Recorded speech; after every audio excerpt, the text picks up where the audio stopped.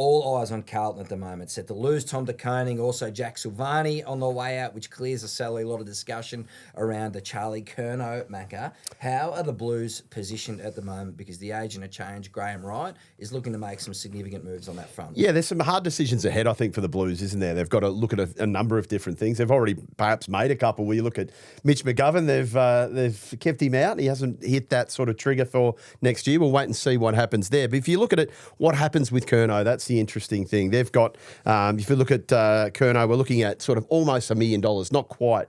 If they can lose a little bit of that, it's obviously going to be hard. They'll have to bring another good player in. But also the money they'd put aside for Tom De Koning. I don't think they were ever going to spend that $1 million that they put across for him. That's there ready to go now. So they can maybe recalibrate that list a little better. Because it's been a little bit ad hoc at the moment. The top end's huge, the bottom end not so much. They've got 7 players in our rich list out of 100, in our AFL Rich 100.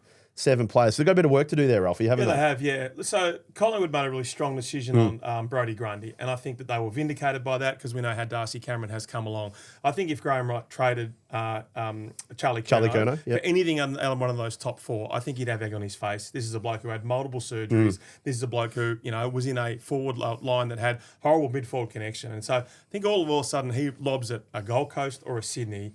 He would absolutely dominate. He comes and win a Coleman medal, and they think, what do we get? A couple of flankers for him. A bit of pressure back on, wouldn't it? So if you're going to be an agent of change, which I think is what Graham Wright will be, even though he doesn't love that mantle, you do it over things like Jack Silvani. Yes, he's a good player. Yes, he's a third-generation player. But we offer him $700. We don't offer him crazy money. And if he wants to move on, which he has, that's fine by us.